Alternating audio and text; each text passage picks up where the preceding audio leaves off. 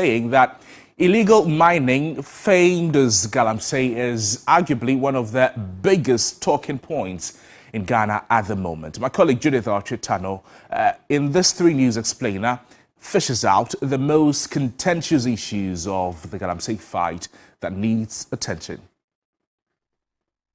It seemed Galamsey was a forgotten subject, rarely mentioned, as the Operation Halt instituted by government seemed to fly under the radar. Then there was this moment in the American ambassador to Ghana, Virginia Palmer. I think the Galamsey are not they're active in doing it, but the powers behind them are the ones really responsible, I think, for the evils. The ambassador seemed to have hit a raw nerve while blowing the whistle on the latest debate. Claims and counterclaims about whose inaction and greed is fueling the destructive practice that is eating away at water bodies, threatening cocoa production and significantly disrupting education. 80% of the lands in this country continue to be under your custody. The remainder of 20%, which I hold in trust for the people of Ghana, derives from state acquisition from you. What this means is that ultimately, the welfare of the state of the lands is our joint responsibility. The president appears to have shifted the blame. What the president failed to say is the fact that all minerals in their natural state are vested in the president in accordance with Article 2576 of the 1992 Constitution. So, much as two lands may be vested in chiefs, the minerals are not. What's more, chiefs don't grant mineral rights, mining leases, or mining concessions. That's purely an executive function that stops with the president at the top. Little wonder the Asantehene Otumfuo Osei Tutu II did not take kindly to suggestions that traditional leaders are to blame. At the district level, we have the political administration there. You have the district chief executive. You have the district security council over there.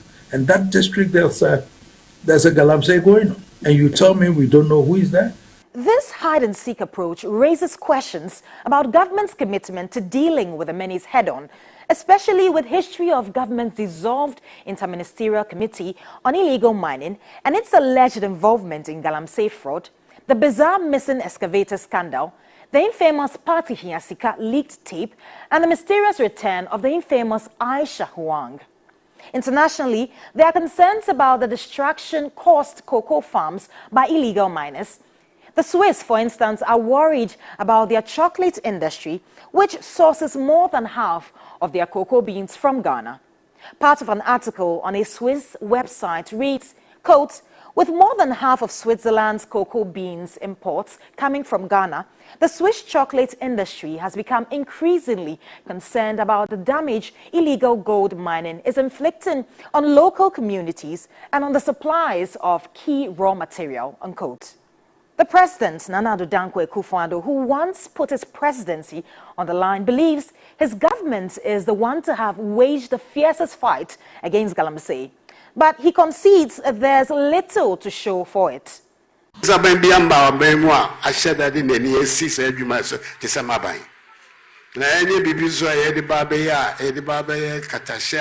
government has fought Galamsey than we have.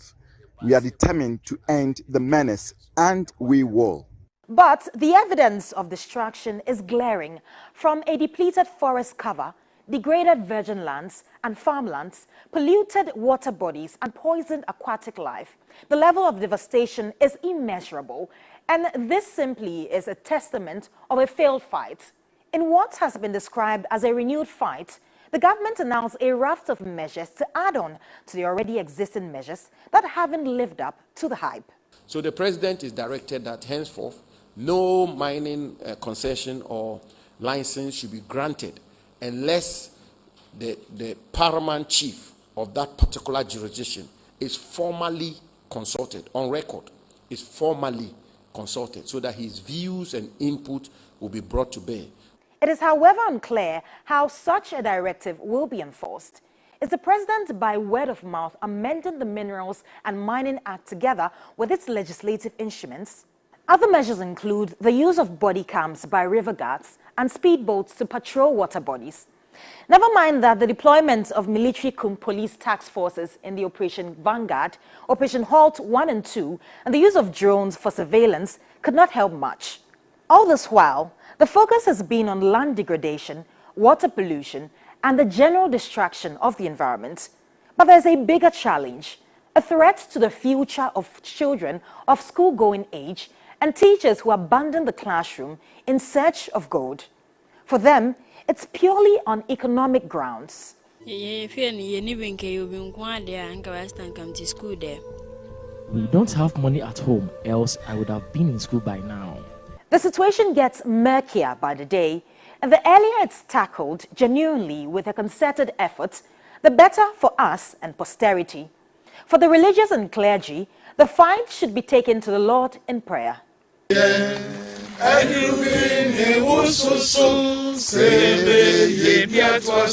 But they also don't mince words in urging the public to take a strong stance against officials involved in Galamsey. And the politicians, the area, the constituency, the people should reject him. Party be authority, this Galamsey, the party should be rejected.